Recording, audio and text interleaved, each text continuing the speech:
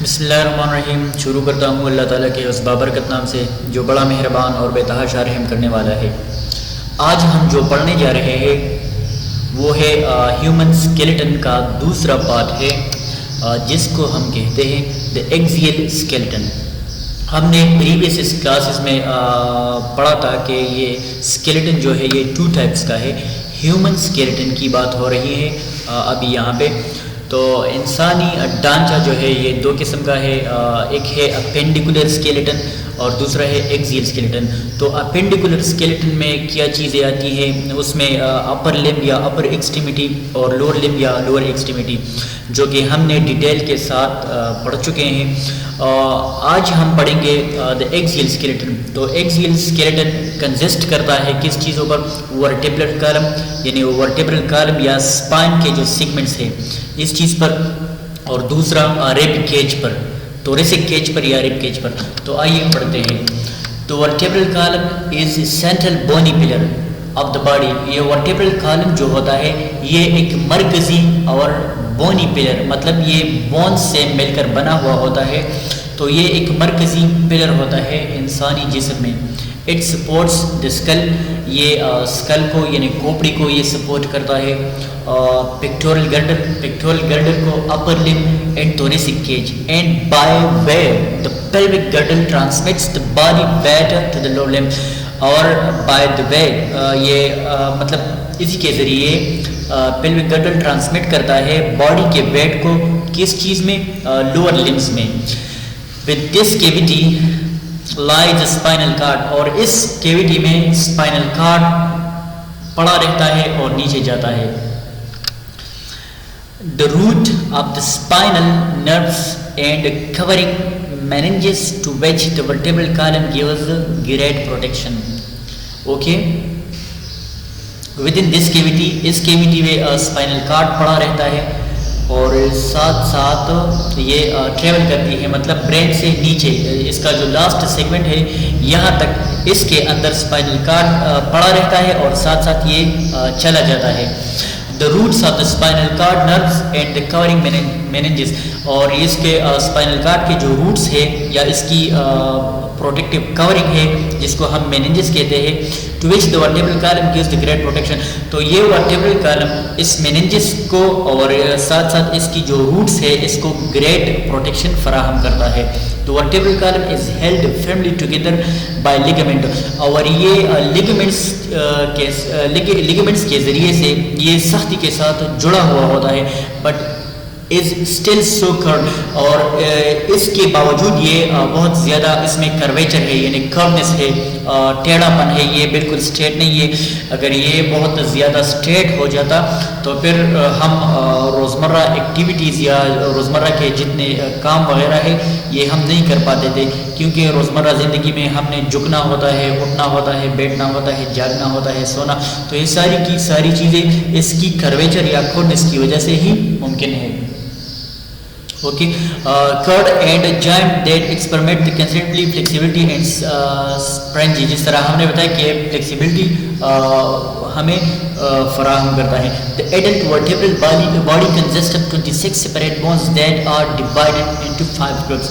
और ये normal adult, normal का मतलब यही है कि नॉर्मल पर्सन हो जो कि माजूर ना हो, पैरालाइज ना हो, या कोई बाय बर्थ उसमें या कंजेनाइटल डिफॉर्मिलिटी ना हो, या कोई और इंजरी वगैरह उसके ज़िंदगी में नहीं आए हो। तो जो नॉर्मल पेशेंट हो या नॉर्मल बंदा हो तो उसके वर्टेब्रल बॉडी जो है, वर्टेब्रल कॉलम जो है ये कंसिस्ट करता है 26 सेपरेट बोन्स। इसमें 26 मुख्तलिफ हड्डियाँ हैं, मुख्तलिफ बोन्स है, that are divided into 5 groups, जो कि 5 मंदरज झेल ग्रुप्स में डिवाइड किया गया है। सबसे पहले नंबर पे आती है सर्वाइकल। सर्वाइकल यहाँ से शुरू होता है, गर्दन से शुरू होता है, और ये एंड होता है जहाँ पे रिब स्टार्ट होते हैं, मतलब क्लेविकल के नीचे ये ख़त्म हो जाता है। तो सर्वाइकल सेगमेंट में या सर्वाइकल रीजन में जो वर्टेब्रास है या मोहरे हैं तो वो कितने हैं? वो 7 है। इसके बाद हमारी आती है थोरेसिक, यानी टी वर्टेब्रास, टी स्पाइन। तो टी स्पाइन की अगर हम बात करें तो इसमें जो मोहरे है या वर्टेब्रास है तो वो 12 है। इसके बाद जो रीजन है या सेगमेंट है तो वो है लंबर, और इसमें 5 मोहरे हैं। इसके बाद एक सेक्रम है और एक कॉक्सिक्स है, और कॉक्सिक्स जो है ये 4 एक जैसी बॉन्स से मिलकर ये बना है, तो उस थ्रू आउट बॉन्स को हम कॉक्सिक्स कह सकते हैं। एक सेक्रम है, 5 लंबर है और 12 थोरेसिक है, 7 सर्वाइकल है। अच्छा, अब ये सारे के सारे मोहरे ही है, लेकिन उसमें जो सर्वाइकल है, थोरेसिक है, लंबर है, सेक्रम है या कॉक्स है, तो उसके अपने सारे कुछ फीचर्स है जो कि एक दूसरे से मुख्तलिफ है, रीजन वाइज या सेगमेंट वाइज एक दूसरे से मुख्तलिफ है। जिस तरह थोरेसिक के अपने फीचर्स है, सर्वाइकल के अपने फीचर है, लंबर के अपने फीचर्स है। तो अब हम आगे पढ़ेंगे इंशाल्लाह। Okay, a typical vertebra. Typical vertebra has a round body anterior and vertebral arch posteriorly. एक आम सी या टिपिकल वर्टेब्रा जो होती है तो वो उसका इंटीरियर सरफेस जो है राउंड होता है, और पोस्टीरियरली इस पर एक आर्च होती है, एक नोक जैसी होती है। The vertebral foramen is the space enclosed by the body of the arch, और ये वर्टेब्रल फोरामेन आम मतलब टिपिकल वर्टेब्रा की बात हो रही है, तो इसमें वर्टेब्रल फोरामेन एक फीचर है। तो वर्टेब्रल फोरामेन इज स्पेस, ये एक स्पेस है, ये खाली जगह है जो कि बॉडी जो कि enclosed by the body and the arch, जो कि बॉडी और आर्च ने enclosed किया हुआ है।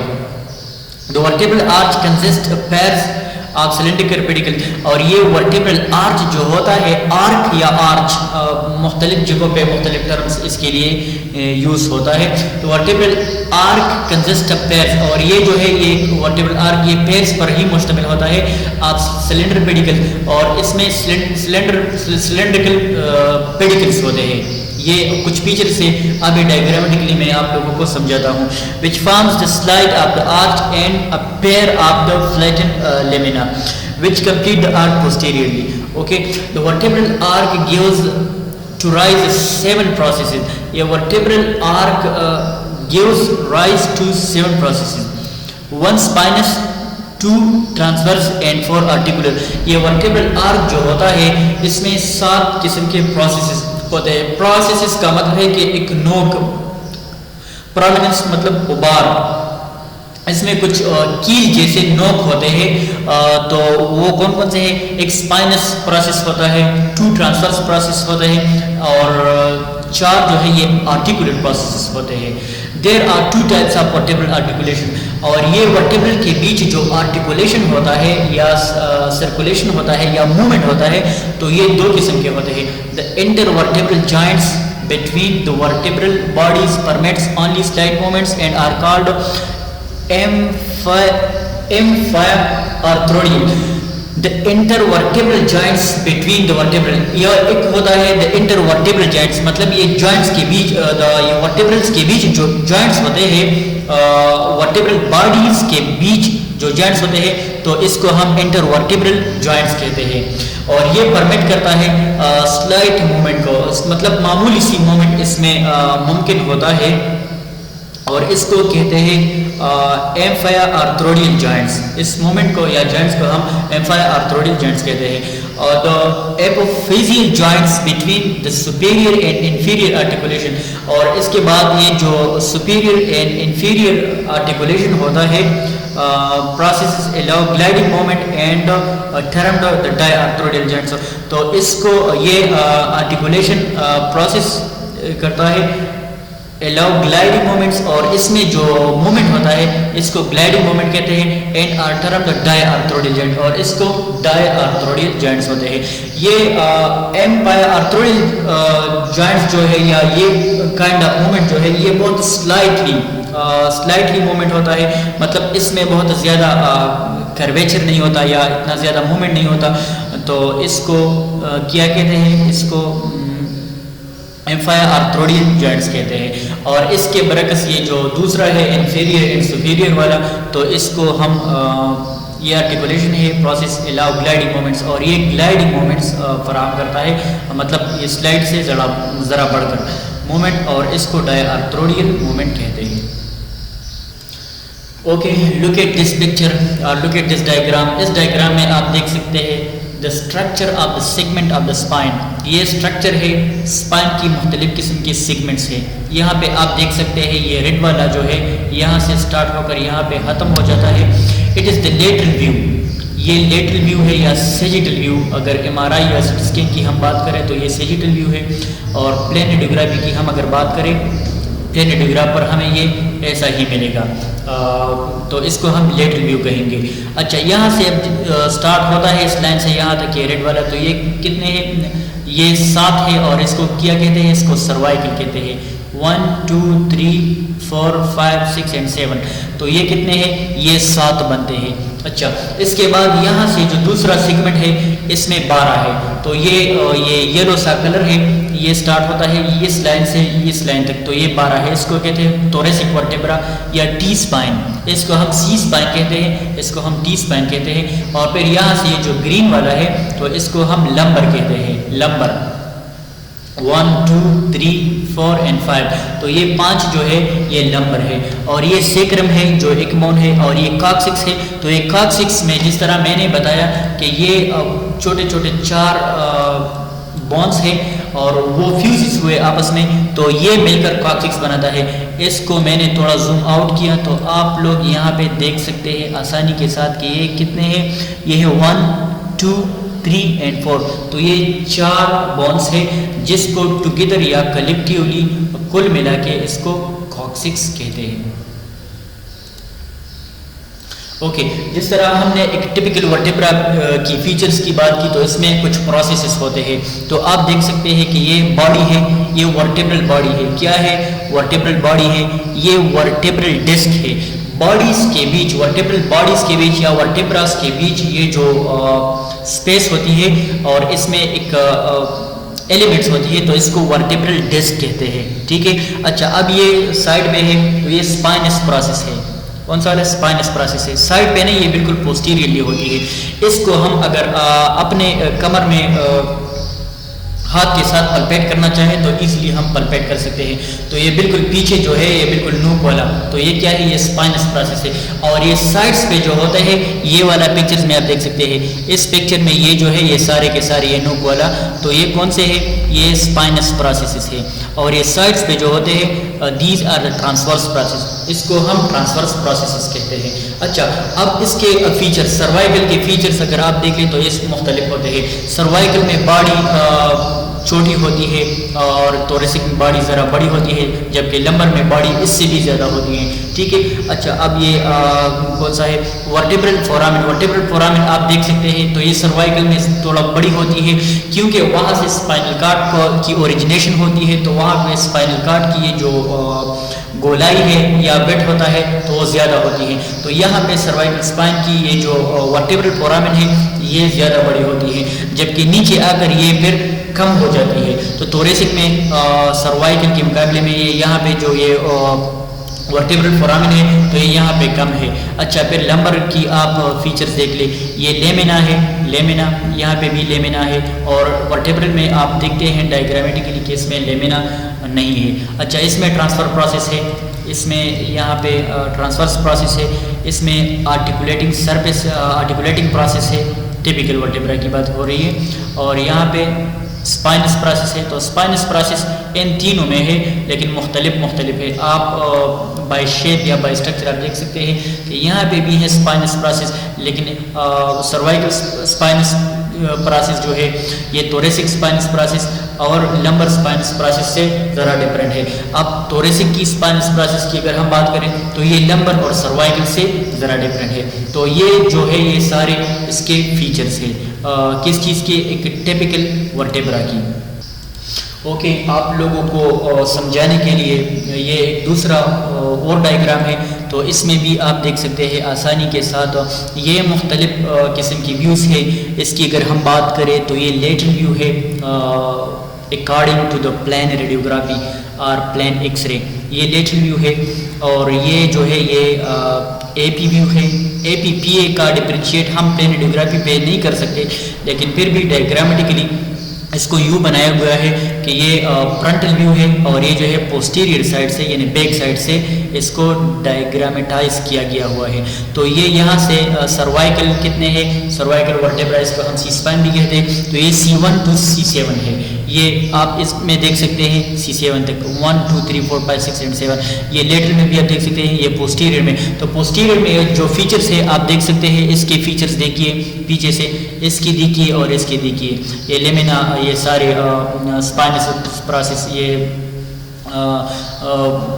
वगैरह वगैरह स्पाइनस प्रोसेस हो गई, ये वर्टेब्रल फोरामेन हो गई, और ये दूसरा ट्रांसवर्स प्रोसेस। तो आप इसके फीचर्स में देख सकते हैं कि इसके डिफरेंट है, इसलिए इसको सेगमेंट वाइज डिवाइड किया गया हुआ है। अच्छा, ये थोरेसिक वर्टेब्रा है, ये लंबर वर्टेब्रा है, और ये जो है ये बहुत ज़्यादा है एग्जामिनेशन पॉइंट ऑफ व्यू से कि फर्स्ट सर्वाइकल वर्टेब्रा को हम क्या कहते हैं, इसको एटलस कहते हैं, यानी C1 सर्वाइकल वर्टेब्रा 1 नंबर जो है फर्स्ट बिल्कुल जहाँ से ये वर्टेब्रल कर्व स्टार्ट होती है, तो इस वर्टेब्रा को हम C1 कहते हैं, सर्वाइकल वर्टेब्रा 1, और इसका जो दूसरा नाम है तो इसको हम एटलस कहते हैं, जबकि दूसरे सी स्पाइन को C2 इसको हम एक्सिस कहते हैं, मतलब C1 एटलस और C2 एक्सिस। इसमें भी आप देख सकते हैं कि फर्स्ट जो है ये एटलस है C1 और ये दूसरा जो है ये C2 ये एक्सिस है।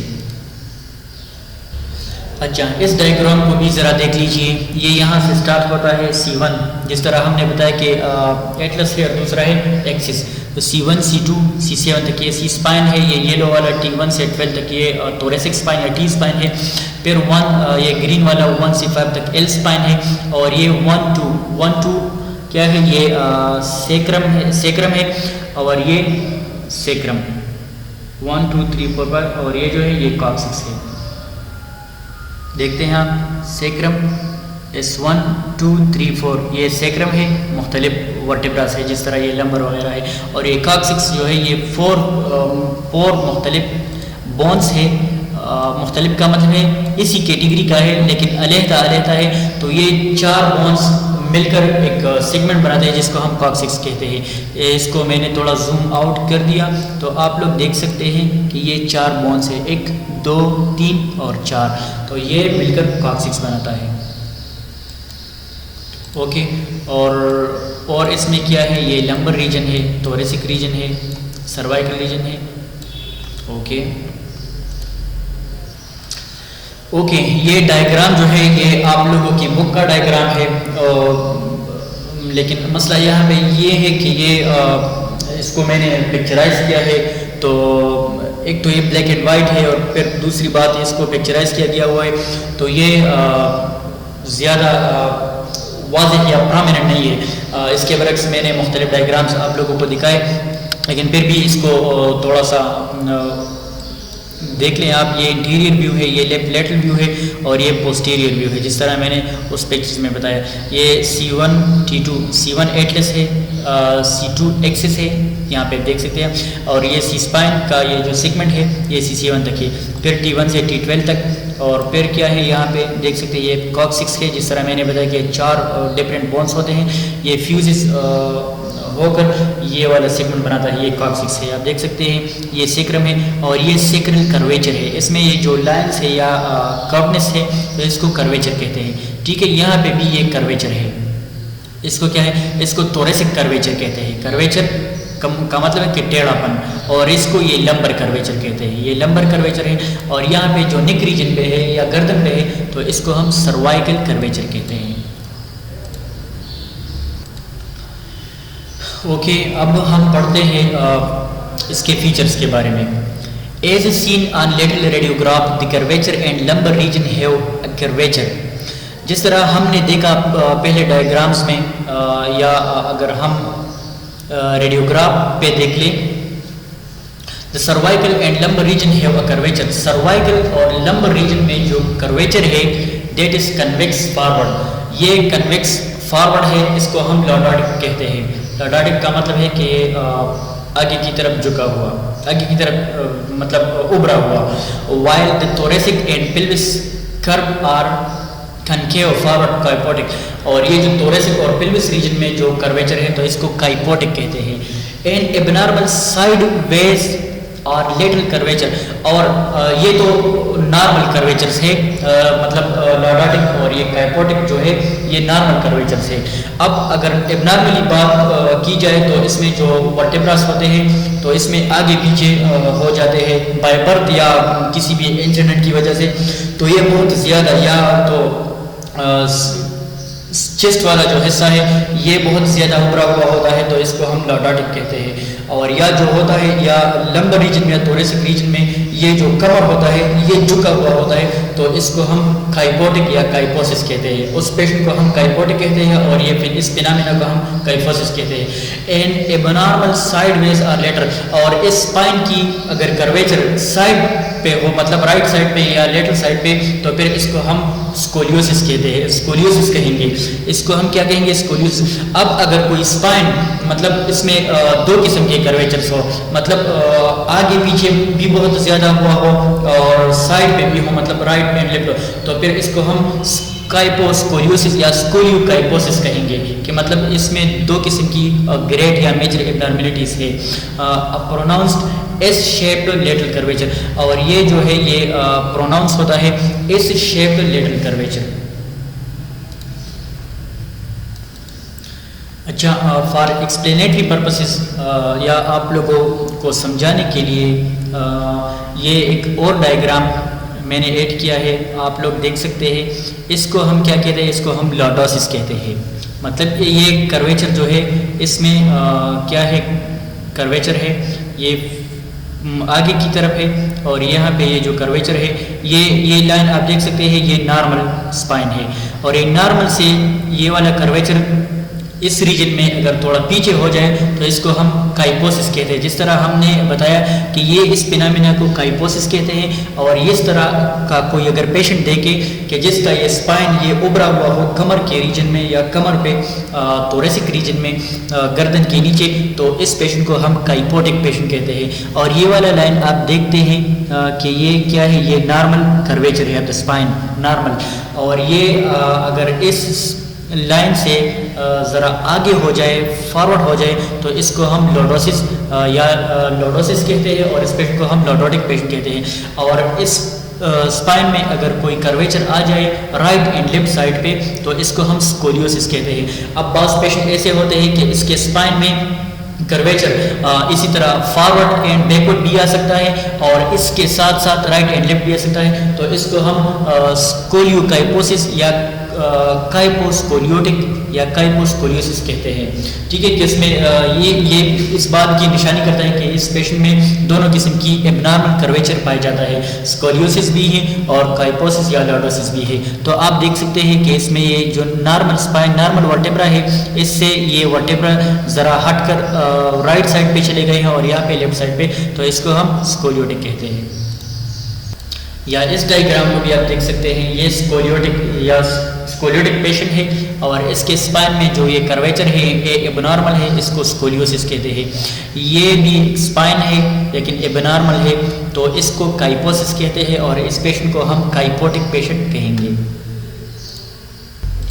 और ये जो आप पिक्चर में देखते हैं, तो ये क्या है?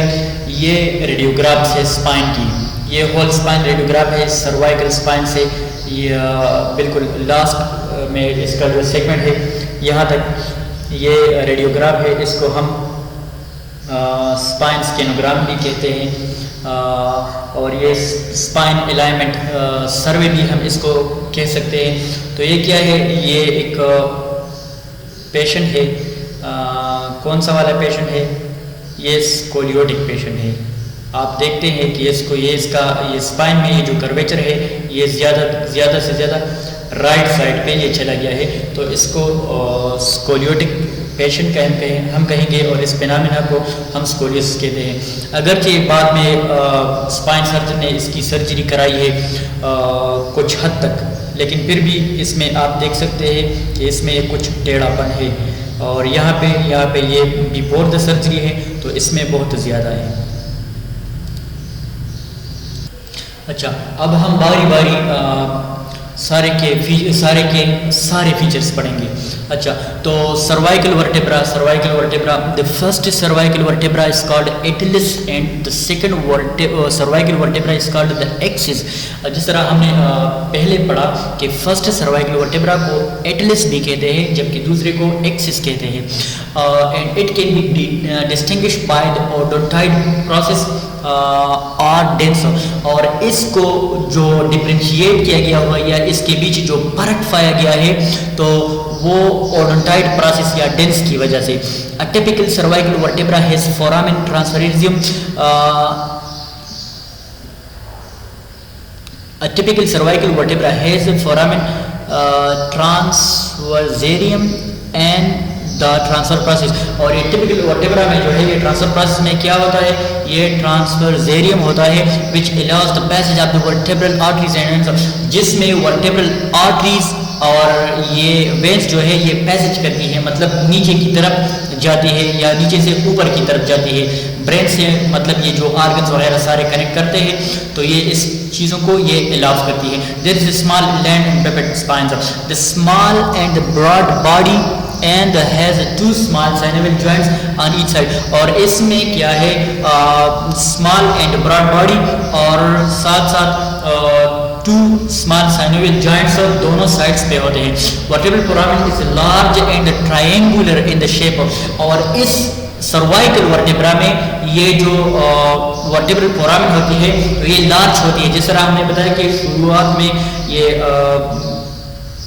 स्पाइनल कार्ड की ये जो वेट होती है या गोलाई या मोटाई होती है बहुत ज़्यादा होती है, तो यहाँ पे ये वाइड होती है एंड ट्रायंगुलर, और साथ साथ इसका जो शेप होता है ये वर्टेब्रल फोरामेन की, तो ये ट्रायंगुलर मतलब तीन कोनों वाली ये होती है। Superior and inferior articular process which have the facets, और इसमें superior and interior articular process होती है जो कि इसमें फैसेट्स होते हैं आगे की तरफ एंड और साथ साथ ये नीचे की तरफ। The 7 cervical vertebra have the longest spinous process, और ये 7 सर्वाइकल वर्टेब्रा जो है इसमें स्पाइनस प्रोसेस ये बहुत लॉन्गेस्ट होता है। कौन सा वाला प्रोसेस, स्पाइनस प्रोसेस, ये बहुत लॉन्गेस्ट होता है। अच्छा, इसके बाद जो दूसरा सेगमेंट है थोरेसिक स्पाइन की या टी स्पाइन की। A typical thoracic vertebra has the body which is medium in size and heart shaped, small and circular vertebral foramen। एक typical thoracic vertebra जो होती है ये एक साइज में मीडियम होती है and heart shape small articular vertebral foramen, और इसमें जो वर्टेब्रल फोरामेन होती है तो ये बिल्कुल हार्ट शेप होती है, मतलब ये सर्वाइकल स्पाइन से थोड़ी कम होती है इसकी मतलब जो डायमीटर होती है, और ये शेप कौन सा वाला होता है, यहाँ पे हार्ट शेप होती है। अच्छा, it has a long and incline downward spines, और इसमें स्पाइन्स होते हैं लॉन्ग स्पाइन्स होते हैं। Costal facets are present on the sides of the body and on the transverse process, और इसमें टिपिकल थोरेसिक वर्टेब्रा की अगर हम बात करें तो इसके साइड्स पे बॉडी के साइड्स पे ये ट्रांसवर्स प्रोसेस होते हैं। T11 and T12 have no पैसेट्स, T11 और T12 पे जो है ये पैसेट्स नहीं होते। ऑन द ट्रांसवर्स प्रोसेस पे जो पैसेट्स होते हैं ये T11 और T12 पे नहीं होते। Superior articular process which have the facets that faces medially, और ये सुपीरियर आर्टिकुलर प्रोसेस ये प्रोसेस होते हैं जो कि ये facets रखते हैं जो कि पेश करते हैं medially, where the facets on the inferior articular process faceward and medially। जब ये आर्टिकुलेट करता है और ये प्रोसेसेस फेस होते हैं फॉरवर्ड एंड मीडियली, मतलब आगे की तरफ और medially near to the mid line. अच्छा, इसके बाद बारी आती है लंबर स्पाइन की। Lumbar vertebra has a large bean shaped body, ये इसकी जो बॉडी होती है ये लार्ज होती है, और बीन का मतलब कि लोबिया जो हम रोज़मर्रा ज़िंदगी में खाते हैं देखे होंगे आप लोगों ने, तो इसकी जो बॉडी है ये बीन शेप होती है, increase in size from about downward, और ये जो है ये इसकी साइज जो है ये बढ़ जाती है फ्रॉम अबव टू डाउनवर्ड्स, मतलब ऊपर से नीचे की तरफ इसकी साइज जो है इस बॉडी की तो ये बढ़ जाती है। The spinal process are similar smaller, और इसमें जो स्पाइनल प्रोसेस होते हैं स्पाइन या टी स्पाइन की तरफ, तो ये उसमें भी होते हैं लेकिन स्मॉलर और उनसे स्मॉल होते हैं, फ्लैट होते हैं एंड क्वाड्रेंगल इन शेप, और ये शेप में क्वाड्रेंगुलर होते हैं। एंड प्रोजेक्ट्स डायरेक्टली बैकवर्ड, और ये सीधा की सीधे बैकवर्ड की तरफ ये निकले हुए होते हैं। The transverse process are long at slender, और इसमें ट्रांसफर प्रोसेस जो होते हैं या साइड्स पे जो प्रोसेस होते हैं तो ये लॉन्ग होते हैं, और सिलेंडर सिलेंडर का मतलब कि बिल्कुल बारीक होते हैं, पतला होते हैं। They do not have facets or foramina, और इसमें जो फैसेट्स या फोरामेना ये इसको फेस नहीं करते। The lamina are thick and strong pedicles, ये लैमिना जो होते हैं ये बिल्कुल स्ट्रॉन्ग और थिक पेडिकल्स होते हैं, मतलब ये पोर्शंस होते हैं साइड्स पे। The superior articular process have facets and that face medially, where the facets for the inferior articular process face laterally. अच्छा, अब बारी आती है सेक्रम की, कि सेक्रम क्या है। The sacrum is formed by the fusion of the 5 sacral segments। ये सेक्रम भी एक फ्यूजन है, लेकिन ये इतना प्रोमिनेंट नहीं होता कि इसको डिस्टिंग्विश किया जाए या डिफ्रेंशिएट किया जाए। तो ये सेक्रम भी मतलब मुख्तलिफ 5 बोन्स है, लेकिन यहाँ पे ये जो काउंट होता है तो ये एक होता है। It is the combination of 5 small bones. The sacrum is formed by the fusion of the 5 sacral segments. जिस तरह हमने बताया कि ये फ्यूजन है 5 sacral segments की into a single curve, और ये इसका जो एक कर्वेचर बनता है ये बिल्कुल सिंगल बनता है, और ट्रायंगुलर बोन, और ये ट्रायंगुलर बोन है। The prominent ridge of the upper anterior margin is called the sacral promontory, और इसका जो ये अपर वाला एंटीरियर मार्जिन है कर्वेचर की बिल्कुल प्रोमिनेंट है, तो इसको हम सेक्रल प्रोमोटरी कहते हैं। The articulation between the sacrum and the iliac is called the sacroiliac joint, और इसका ये जो आर्टिकुलेशन बनता है या इसका जो जोड़ बनता है किस चीज़ के साथ, सेक्रम के साथ, तो इसको हम सेक्रम का किस चीज़ के साथ, इलियक के साथ, तो इसको हम सेक्रोइलियक जॉइंट कहते हैं। ओके, अब यहाँ इसकी डिग्री की बात हो रही है, इसकी कर्वेचर की। पोस्टीरियरली और medially at an angle of 25 to 30 degree, ये पोस्टीरियरली और मिडियली इसका जो कर्वेचर होता है ये 25 से 30 डिग्री तक होती है। And are open anteriorly into the mid central plane of the body. अच्छा, they are arthrodial joints and required oblique projection to be demonstrated radiographically. और रेडियोग्राफिकली अगर हम इसको लेना चाहे या रेडियोग्राफ पर अगर हम इसको लाना चाहे तो ये एम्पायर आर्थ्रोडियल जॉइंट्स है, और इसी तरह इसके लिए जो रेडियोग्राफ दरकार होते हैं या चाहिए होते हैं तो वो ऑब्लिक प्रोजेक्शंस, मतलब ऑब्लिक एपी में इसको हम आसानी के साथ डिफरेंशिएट या डायग्नोस्ट नहीं कर पाते to be transferred. Okay, the most inferior portion of the sacrum is the apex, और ये इसका जो the most inferior portion of the sacrum, इसका जो बिल्कुल मोस्ट इंफीरियर बिल्कुल सबसे निचला हिस्सा होता है, तो इसको हम एपेक्स, सेक्रम का एपेक्स या एपेक्स ऑफ द सेक्रम कहते हैं। ठीक है, which has no wall facet and articulated with the coccyx. The process is called the sacral cornua, project inferiorly from the posterior lateral aspects of the last sacral segment rejoined cornua of the coccyx. अच्छा, अब coccyx की बात हो रही है यहाँ पे कि coccyx क्या है। There are 4 coxal vertebrae that are fused together to form a single bone. जिस तरह हमने sacrum के बारे में बताया या coccyx के बारे में शुरुआत में बताया, तो ये 4 bones होते हैं, coccygeal vertebrae होते हैं जो कि फ्यूज्ड होते हैं टुगेदर, एक दूसरे के साथ जुड़े हुए होते हैं, और साथ साथ ये एक सिंगल बोन बना, स्मॉल बोन बनता है। ट्रायंगुलर बोन कॉल्ड कॉक्सिक, और ये एक ट्रायंगुलर बोन होता है जिसको कॉक्सिक कहते हैं। The first coccyx vertebra commonly is not fused with the second vertebra, और ये जो फर्स्ट कॉक्सिक वर्टेब्रा होती हैं ये आमतौर पर दूसरा कॉक्सिक्स 2 के साथ ये फ्यूज नहीं हुआ होता। It is gradually narrow from superior portion base to the distal point and बेक्सर, और ये जो है ये सुपीरियर पोर्शन से नीचे की तरफ यानी बेस टू द एपेक्स ये क्या हो जाता है, ये नैरो होकर चला जाता है। और आप देख सकते हैं इस डायग्राम में ये मुख्तलिफ़ किस्म के फीचर्स है वर्टेब्रास की। ये क्या है, ट्रांसफ़र प्रोसेस है, ये फेसेट्स और